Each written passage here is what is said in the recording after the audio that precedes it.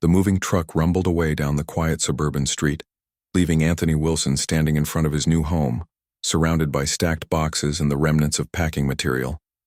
He wiped sweat from his brow and took a deep breath, surveying the red brick house with its neat lawn and freshly painted shutters.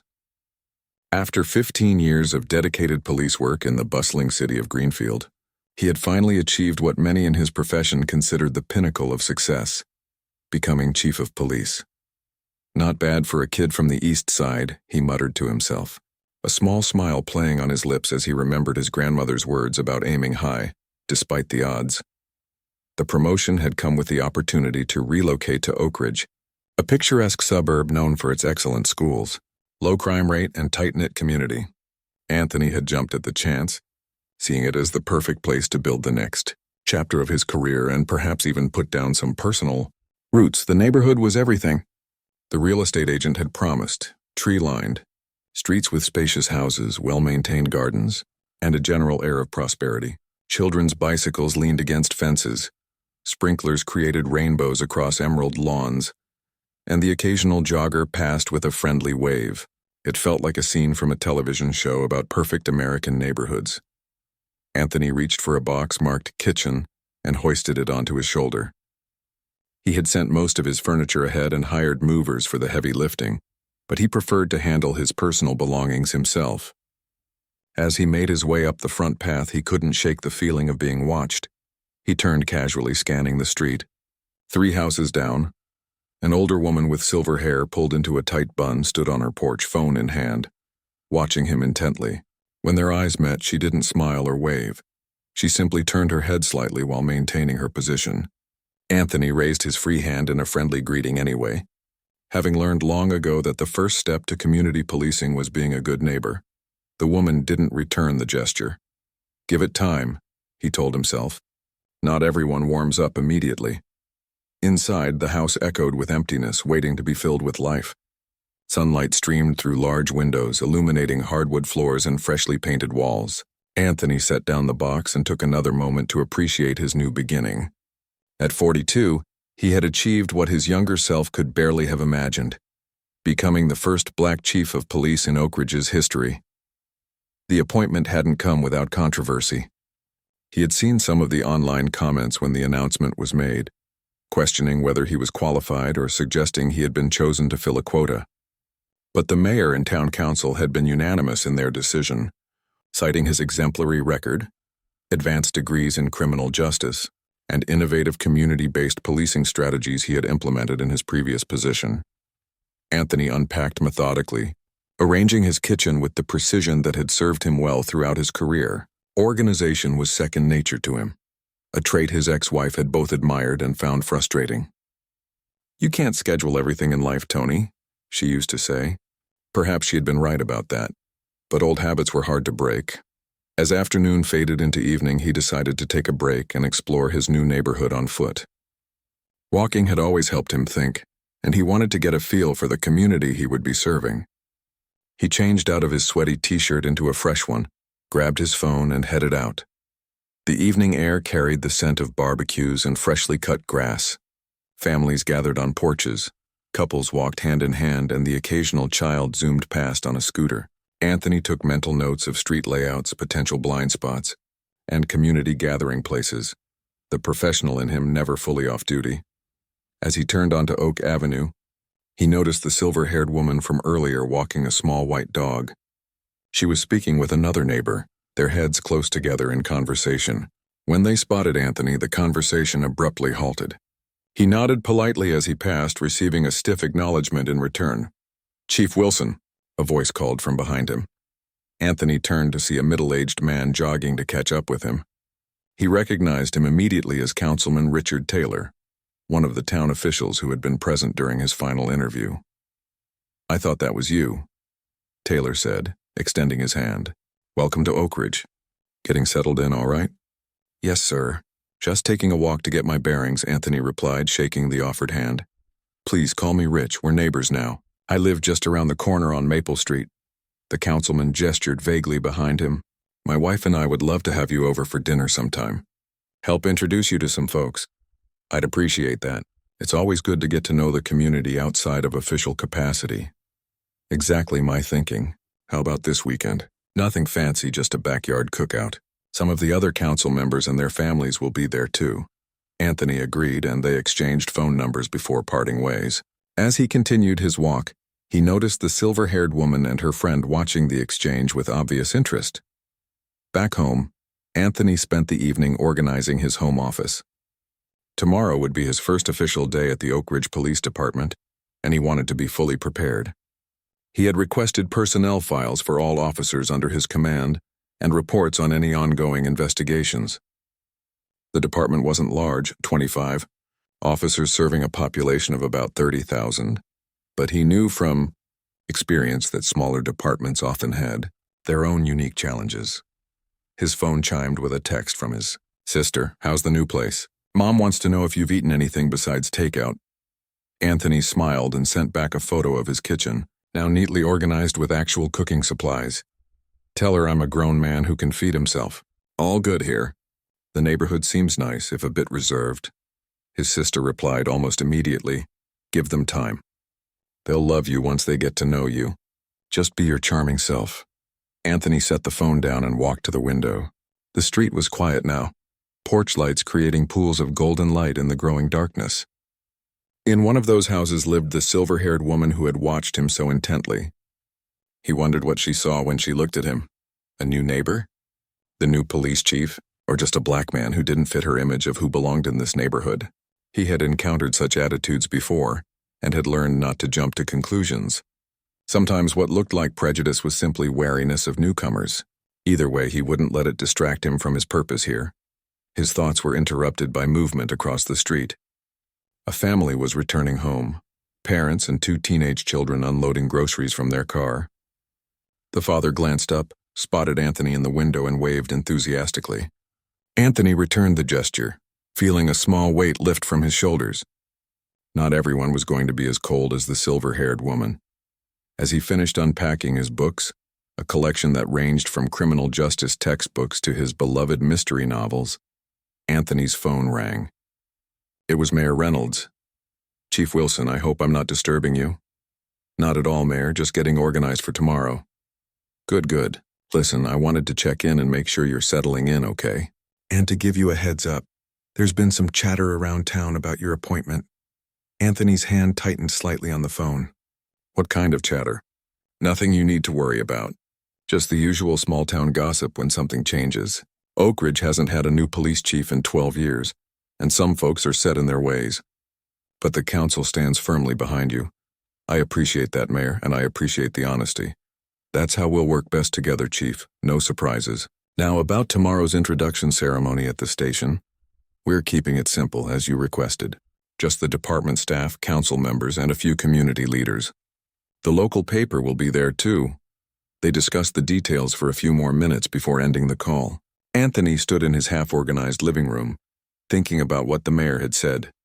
Some folks are set in their ways could mean many things, but he had a pretty good idea what it meant in this context. He walked back to the window and looked out at his new neighborhood. Somewhere out there were people who had already decided who he was based on nothing more than the color of his skin, but also out there were people like Councilman Taylor and the friendly family across the street. Tomorrow, he would put on his new uniform with its chief's insignia and begin the work he had trained for his entire career. He would lead by example, enforce the law fairly, and protect all citizens of Oak Ridge equally, even those who might not want him here. Anthony Wilson had never backed down from a challenge, and he wasn't about to start now. This was his home now, his department, his community to serve and protect. As he finally crawled into bed that night, exhausted from moving, but energized by purpose, his last thoughts before sleep took him were of the path ahead. The silver-haired woman and her obvious suspicion were just one small hurdle on that path. Little did either of them know how soon their worlds would collide, or how that collision would shake the foundations of their quiet neighborhood. 3 days had passed since Anthony Wilson moved into the neighborhood, and those days had been a whirlwind of activity. His first day as Oak Ridge's new chief of police had gone better than expected. The department staff had welcomed him with cautious optimism, a few with genuine enthusiasm, others with the wait-and-see attitude common when new leadership arrives. Officer Patel, a 10-year veteran of the force, had given him a thorough tour of the facilities and introduced him to everyone from the dispatch team to the custodial staff. "We're a family here," Patel had explained. "Small department means we all wear multiple hats and look out for each other." The sentiment had resonated with Anthony. Building that sense of family within a department while extending it to the community was exactly the approach he believed in. Tonight, though, had been all about community engagement. The town council had organized a meet and greet at the local library, giving residents a chance to meet their new police chief. For 4 hours, Anthony had shaken hands, answered questions, and outlined his vision for community-oriented policing. Some faces had been friendly and open. Others had shown skepticism or outright disapproval.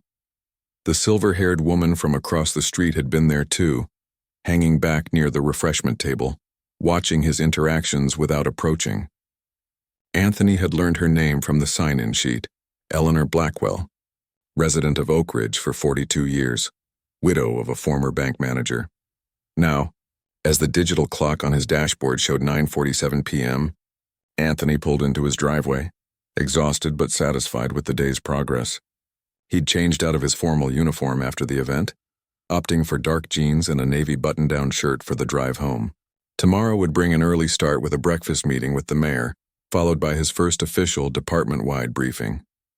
He stepped out of his car, breathing in the cool evening air. The neighborhood was quiet, most windows glowing with the blue light of television screens. Anthony retrieved his briefcase from the passenger seat and walked to his mailbox at the end of the driveway. Realizing he'd forgotten to check it earlier, as he sorted through the stack of mail, mostly welcome packets from local businesses and a few bills that had found their way to his new address, headlights swept across the street. A police cruiser pulled up slowly, followed by another. Anthony frowned slightly. He hadn't authorized any patrols in this area tonight. 2 officers emerged from the first vehicle.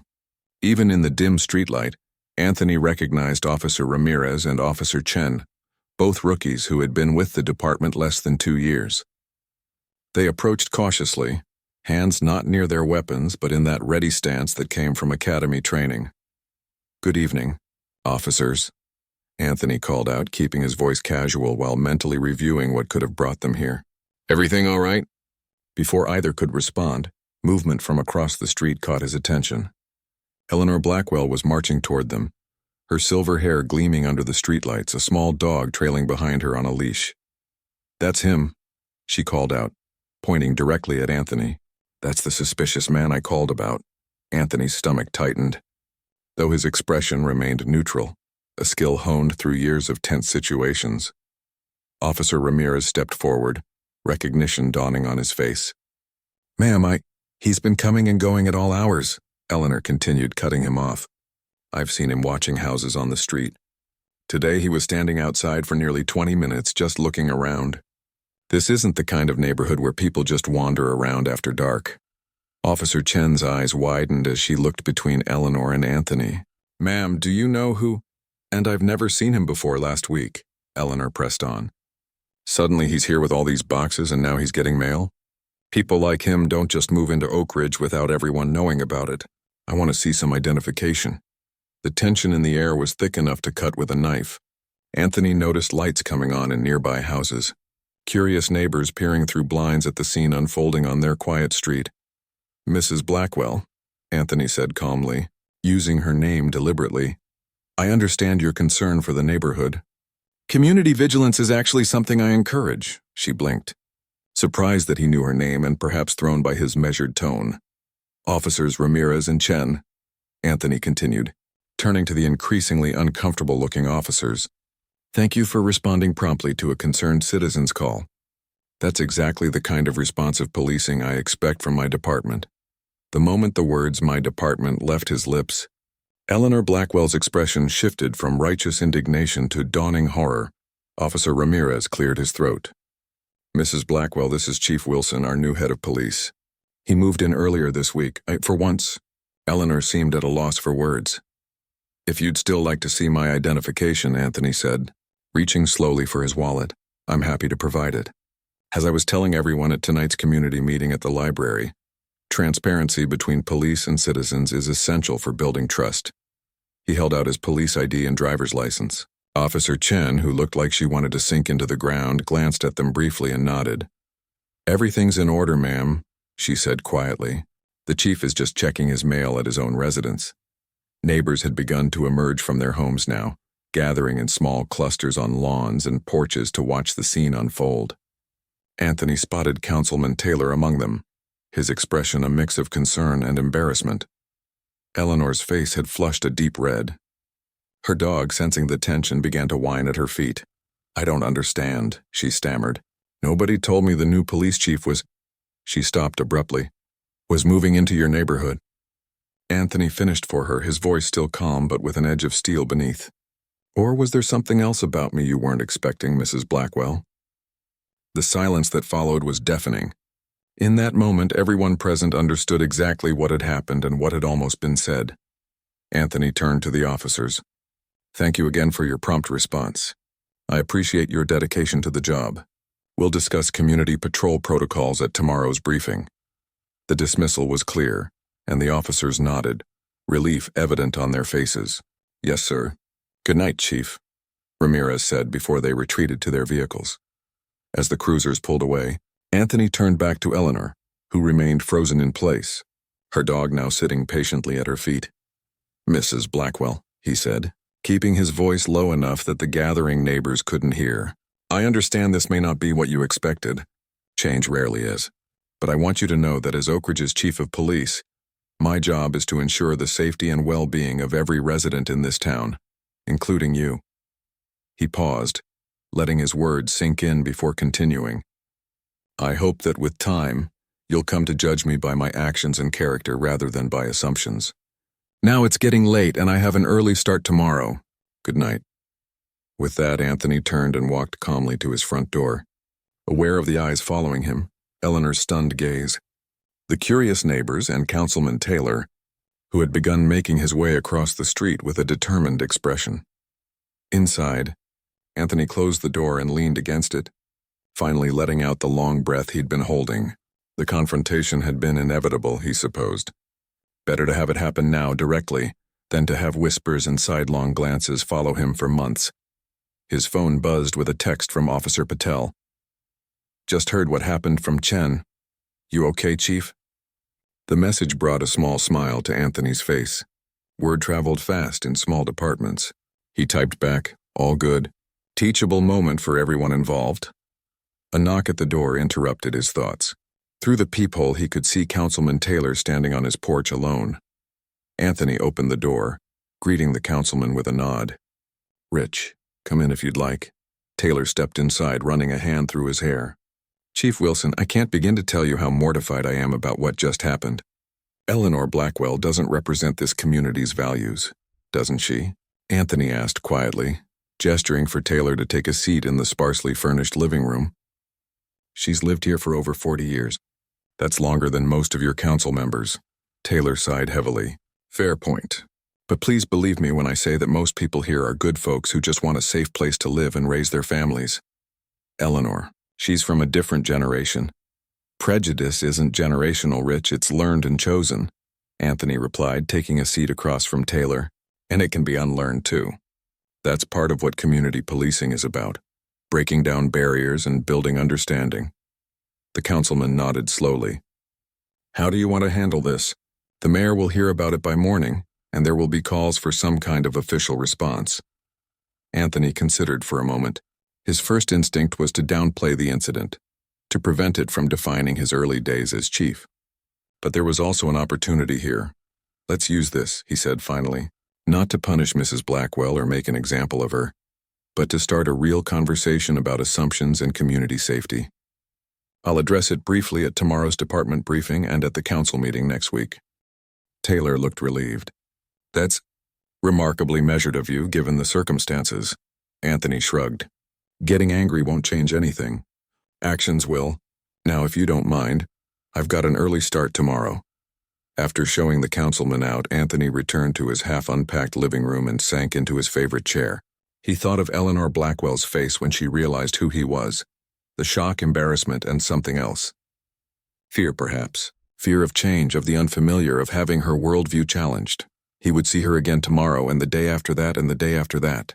They were neighbors now, and somehow they would have to find a way forward. Morning arrived with golden sunlight streaming through Anthony's kitchen windows as he prepared for his day. He'd been up since 5, his mind replaying last night's confrontation with Eleanor Blackwell. After a quick run to clear his head and a shower, he stood at his counter, sipping coffee and reviewing notes for his first official departmental briefing. His phone buzzed with a text from Mayor Reynolds. Heard about last night. Let's talk before the briefing. My office, 7:30. Anthony texted back his confirmation. News traveled fast in small towns, especially when it involved the new police chief being reported as a suspicious person in his own neighborhood. He wasn't surprised the mayor had already heard, but he was curious about how the story had been told and retold overnight. As he stepped outside to his car, Anthony noticed Eleanor's house across the street. The curtains were drawn tight, no sign of movement. He wondered if she was hiding in embarrassment or perhaps planning her next move. Either way, that conversation wasn't finished, just postponed. The police station was housed in a brick building downtown, sharing space with the town hall and public library. Anthony parked in his designated spot, noting with some amusement that someone had hurriedly painted Chief on the previously unmarked space. Inside, the atmosphere was charged with curious energy. Conversations hushed as he walked through the main area toward his office, only to resume in whispers behind him. Officer Patel intercepted him in the hallway. "Morning, Chief," Patel said, falling into step beside him. "Word spread about last night. Officers Chen and Ramirez are pretty embarrassed." "They shouldn't be," Anthony replied. "They responded to a call and handled it professionally once they recognized the situation. Still," Patel continued, "some of the older officers are saying you should file a formal complaint against Mrs. Blackwell for filing a false police report. Henderson's particularly vocal about it." Anthony shook his head. "That would only make the situation worse and divide the community further. Besides, from her perspective, she was reporting suspicious activity. She just didn't bother to get to know her new neighbor before jumping to conclusions." They reached the door to his office, where Mayor Reynolds was waiting, his usually cheerful face creased with concern. "Chief Wilson," the mayor said, extending his hand. "Quite the welcome to the neighborhood you received." "All part of the job, Mayor," Anthony replied with a slight smile. "Getting to know the community, the good and the challenging." Inside the office, with the door closed, the mayor's diplomatic facade slipped. "This is exactly what I was worried about. Eleanor Blackwell is a problem, has been for years. Her husband was on the town council before he passed, so she thinks she runs this place. I'm sorry you had to deal with her ignorance." "I appreciate the concern," Anthony said, setting his briefcase down on the desk that still felt foreign to him. "But this isn't just about Mrs. Blackwell. It's about perceptions and assumptions that exist throughout the community. We can use this incident as an opportunity." The mayor looked skeptical. "An opportunity? To start real conversations about community policing and what it means to look out for each other without profiling our neighbors," Anthony explained. "I plan to address it briefly in today's briefing and propose a new community engagement initiative." Mayor Reynolds studied him for a moment. "You know, when the council selected you for this position, there were some concerns that you might be too progressive for our traditional community. But your handling of this situation shows exactly the kind of leadership we need." Their conversation was interrupted by a knock at the door. Officer Henderson, a 20-year veteran of the force, entered with a tablet in hand. "Morning, Chief Mayor," he said with a nod to each. "Sorry to interrupt, but I thought you should see this before the briefing." He handed the tablet to Anthony, who found himself looking at the front page of the Oak Ridge Gazette's website. The headline read, "New police chief reported as suspicious person in own neighborhood." Below was a photo of Anthony from his swearing-in ceremony, alongside a picture of 2 police cruisers parked outside his house, clearly taken by a neighbor last night. "It's already the most read story of the year," Henderson added. "Comment section is blowing up. Most people supporting you, some defending Mrs. Blackwell, others just stirring the pot." Anthony sighed. This was exactly what he hadn't wanted, the incident becoming a spectacle that would define his early tenure. "Thank you, Henderson," he said, handing back the tablet. "Please ask the department staff to assemble in the conference room in 15 minutes. After Henderson left, the mayor cleared his throat. This changes things. The town is watching now. How you handle this will set the tone for your entire time here. I'm aware, Anthony replied, his voice calm but firm, which is why I won't be feeding into the drama. This isn't about me versus Mrs. Blackwell. It's about building a better community for everyone. 15 minutes later, Anthony stood before the assembled police department, 23 officers, 4 dispatchers, and administrative staff.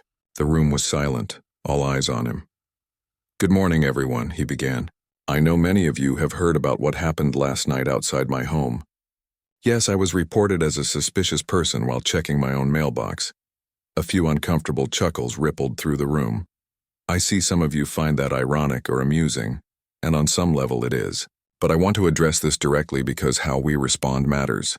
Officers Chen and Ramirez," he nodded to the 2 rookies who sat rigid in their chairs, "responded exactly as they should have to a citizen's call. They arrived promptly, assessed the situation professionally, and resolved it without escalation." The tension in their posture visibly eased. "What we're not going to do," Anthony continued, his gaze sweeping the room, "is vilify Mrs. Blackwell or anyone else who reports what they perceive as suspicious.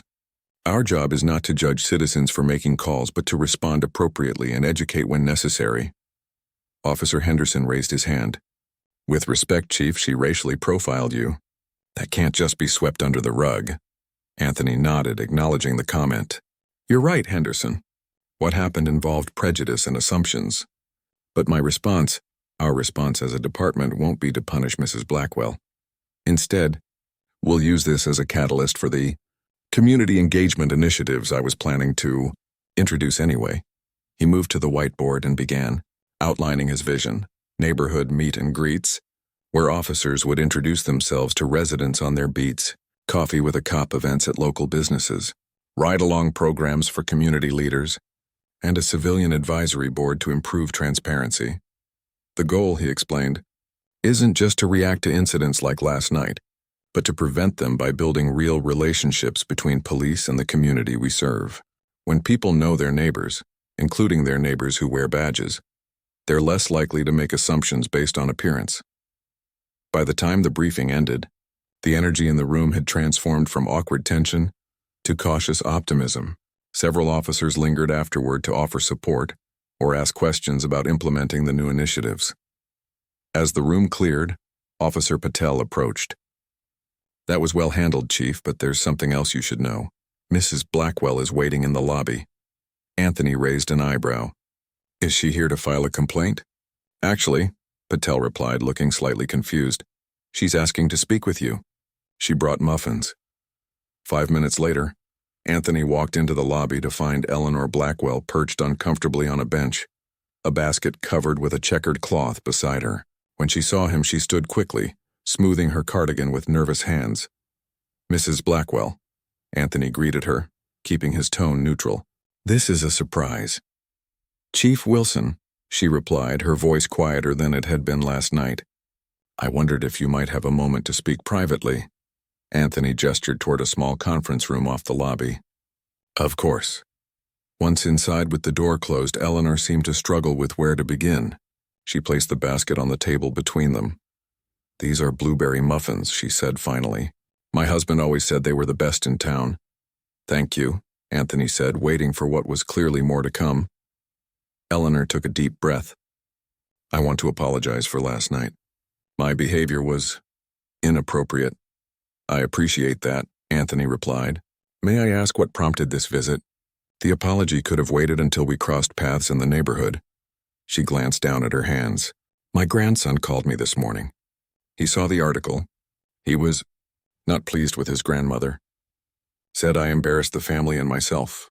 He's right." Anthony nodded, saying nothing, giving her space to continue. "I've lived in Oak Ridge for 42 years, she went on. "Things change slowly here. When I saw you moving in across the street, I made assumptions I shouldn't have. I didn't bother to introduce myself or welcome you.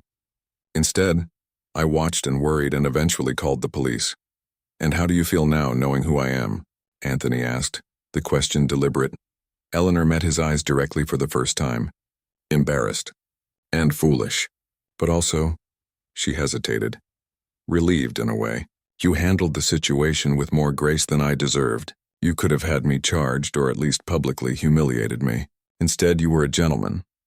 I'm not interested in creating enemies, Mrs. Blackwell, especially not among my neighbors. She nodded slowly. My late husband would have liked you. He always said character shows most clearly in difficult moments. Anthony smiled slightly. Sounds like a wise man. He was, she agreed, then straightened her shoulders.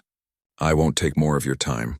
The muffins are still warm, and I hope we might start fresh, as neighbors should.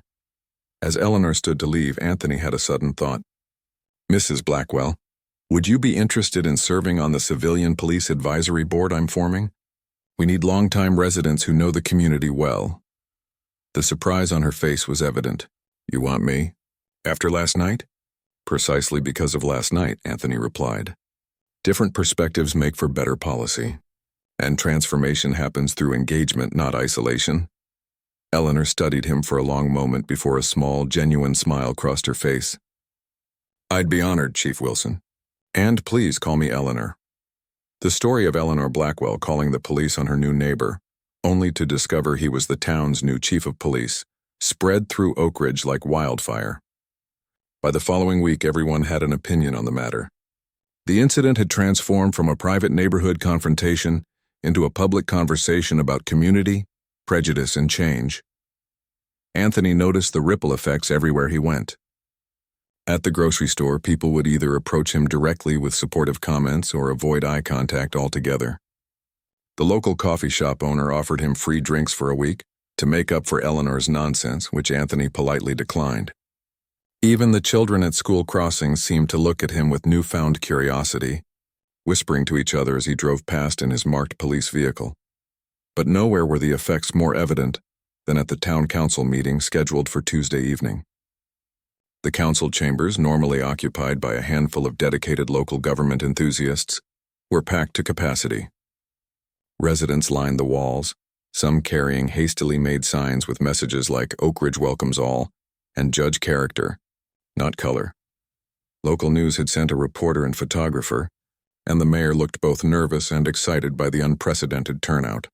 Anthony sat in his designated chair, his uniform crisp and his expression composed.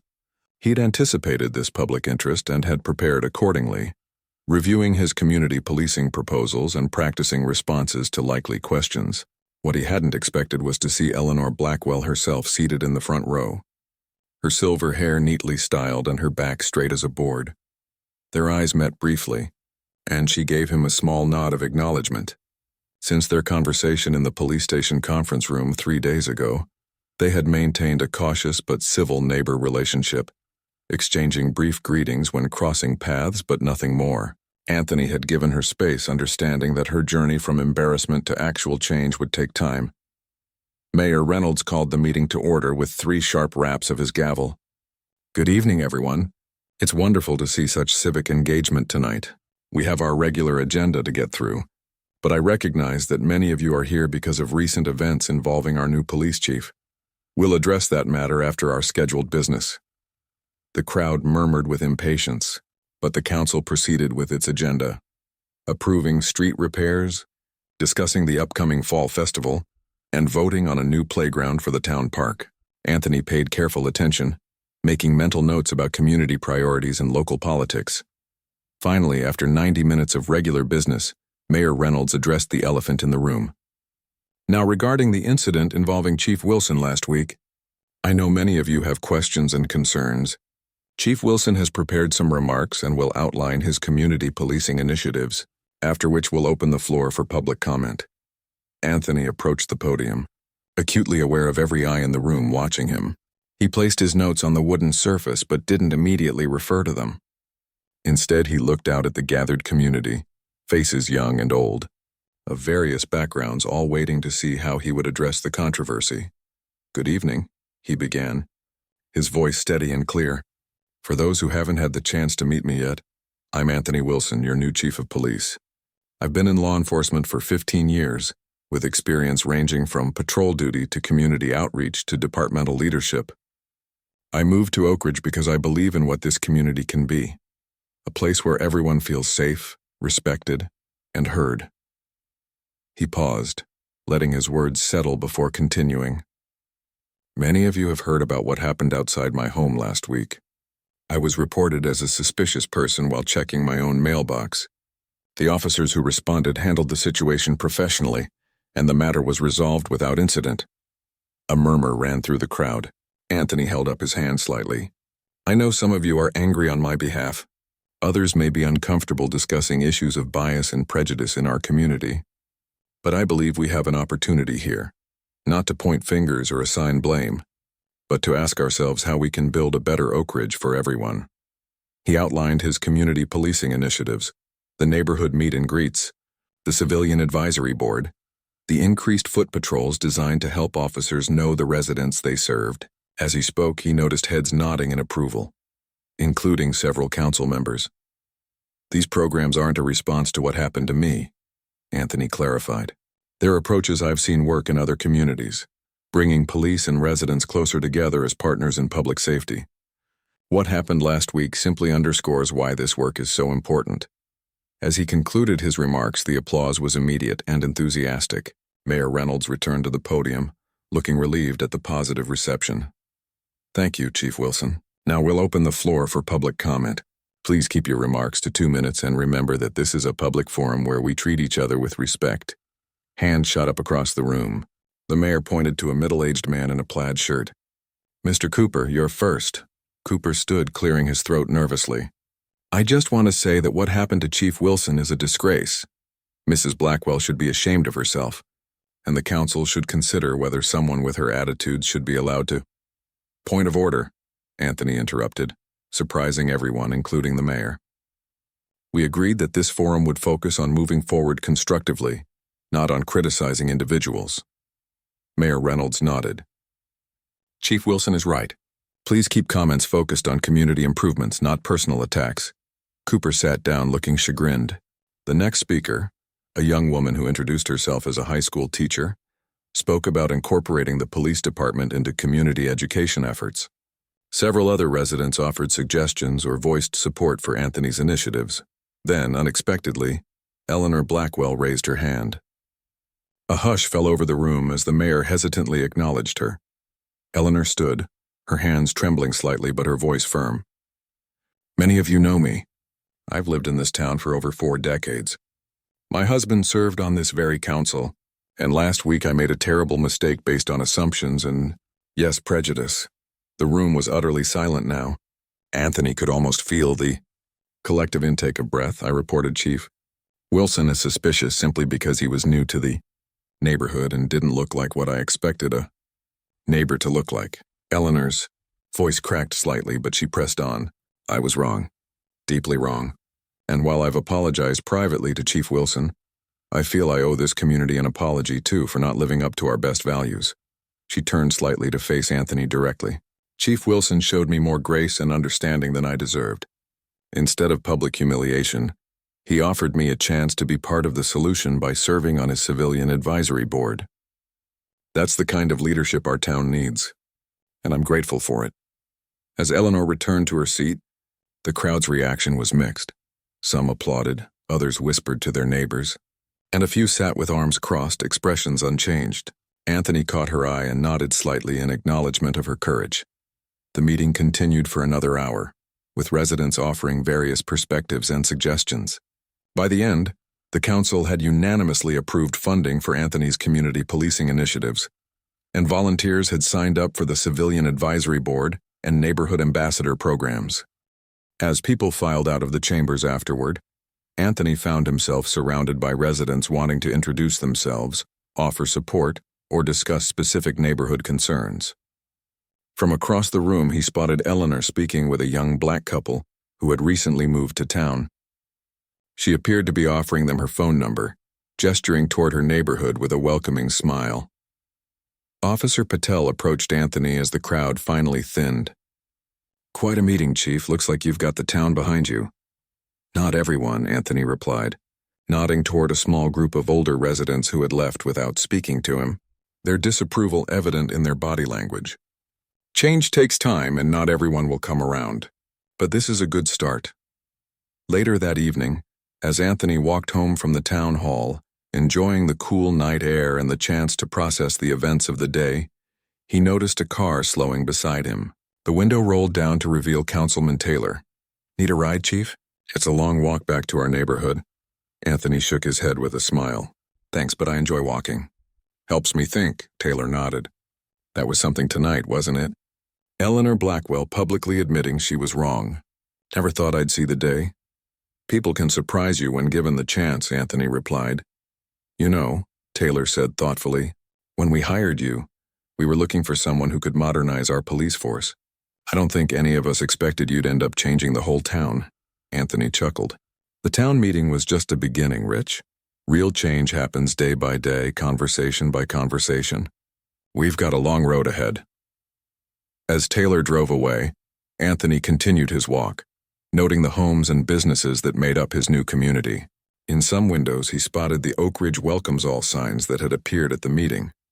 In others, curtains remained tightly drawn. The contradiction seemed fitting. Oak Ridge, like any community, contained multitudes. Those eager for progress and those resistant to change. Those quick to judge and those willing to reconsider.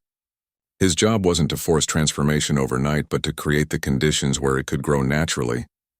Person by person, neighborhood by neighborhood. When he reached his street, Anthony noticed something new on his front porch, a small potted plant with bright yellow flowers. Attached was a card in elegant handwriting. "Welcome to the neighborhood. Better late than never. Eleanor." 6 months had passed since that fateful evening when Eleanor Blackwell called the police on her new neighbor, only to discover he was Oak Ridge's new chief of police. The initial shock and scandal had faded, but the changes sparked by that incident continued to ripple through the community in ways both subtle and profound. On a warm Saturday afternoon, the town park hummed with activity. Colorful canopies dotted the green space, and the smell of grilling burgers and hot dogs filled the air. Children darted between activity stations while adults chatted in clusters. Paper plates balanced on their laps. A banner strung between 2 trees proclaimed, "First Annual Oak Ridge Community Unity Cookout." Anthony Wilson stood by the central pavilion, watching with quiet satisfaction as officers from his department mingled easily with town residents. Officer Patel was organizing a basketball game with teenagers, while Officer Ramirez showed a group of wide-eyed children the equipment on his duty belt, minus his firearm, which remained secured in his vehicle. Officer Chen had brought her elderly mother, who was teaching anyone interested how to fold beautiful paper cranes. "Quite a turnout," said Mayor Reynolds, appearing at Anthony's side with a cup of lemonade. "Your idea has become the event of the season." Anthony smiled. "The department did the organizing, but this is truly a community effort. Everyone contributed something." The Community Unity Cookout had been one of several initiatives born from Anthony's community policing vision. The concept was simple, a relaxed setting where residents could interact with police officers as neighbors and fellow community members rather than authority figures. No uniforms, no formality, just shared food, games, and conversation. "The council is impressed with what you've accomplished in just 6 months," the mayor continued. "Crime reports are down 12%, citizen complaints have decreased, and officer morale is at a 5-year high according to the survey." "We still have work to do," Anthony replied, nodding toward a few residents who had chosen to remain on the periphery, watching the proceedings with skeptical expressions. "Not everyone is convinced yet." "Rome wasn't built in a day," the mayor said with a shrug. "Speaking of works in progress, have you seen Eleanor? She told me she'd be here with her famous potato salad." Anthony scanned the crowd. "Not yet, but the Civilian Advisory Board meeting ran late last night. She might be resting." The Civilian Police Advisory Board had become one of the most successful aspects of Anthony's community engagement plan. Composed of 12 residents from different neighborhoods, age groups, and backgrounds, the board provided valuable input on departmental policies and served as liaisons between police and residents. Eleanor, true to her word, had become one of its most dedicated members. Their relationship had evolved over the months from awkward neighbors to cautious colleagues to something approaching friendship. Eleanor's transformation had surprised many in the community, none more than Anthony himself. Her initial apology had seemed sincere but perhaps temporary. Instead, she had committed herself to learning, growing, and helping others do the same. Chief Wilson. Anthony turned to see Councilman Taylor approaching with a visitor, a distinguished-looking man in a crisp suit. "I'd like you to meet someone," Taylor said.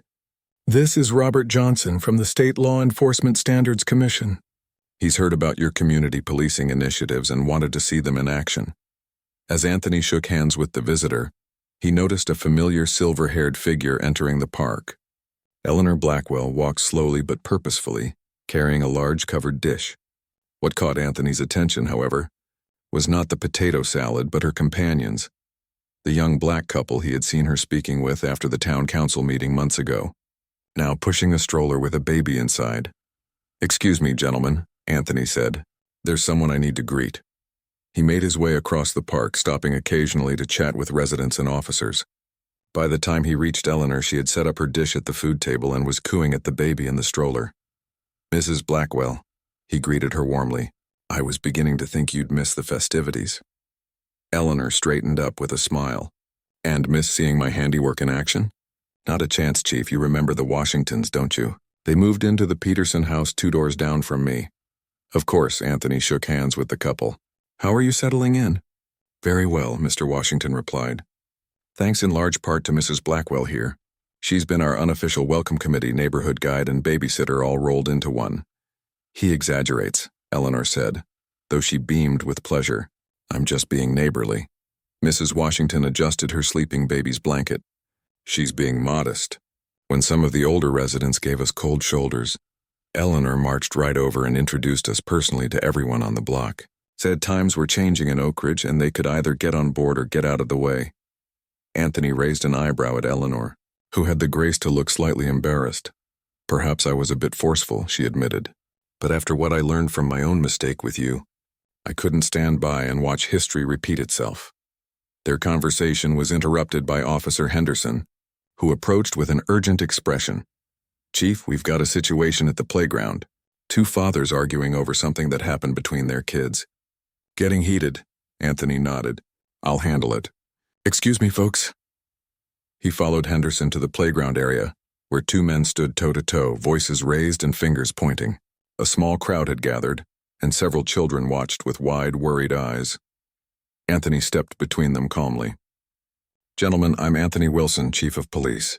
Let's take a step back and talk about what's happening here." One of the men, red-faced with anger, gestured toward the other. "His kid pushed my daughter off the swing. She could have broken her arm, and he's saying it's no big deal."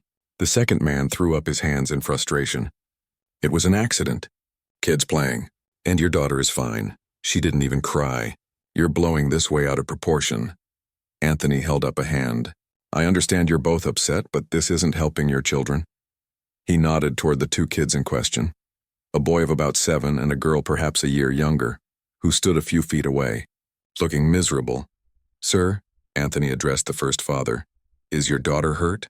The man's anger deflated slightly. "No, she's okay." "But she could have been." Anthony nodded, then turned to the second father. "And your son, did he mean to push her?" "No, of course not," the man replied. "He was just excited about his turn. He's been working on his apology." Anthony looked between the 2 men. "So we have an accident, no injuries, and a child ready to apologize. What do you think we should do next?" The 2 fathers glanced at each other, suddenly looking somewhat sheepish as they realized how their argument appeared to the gathered crowd. The first father sighed.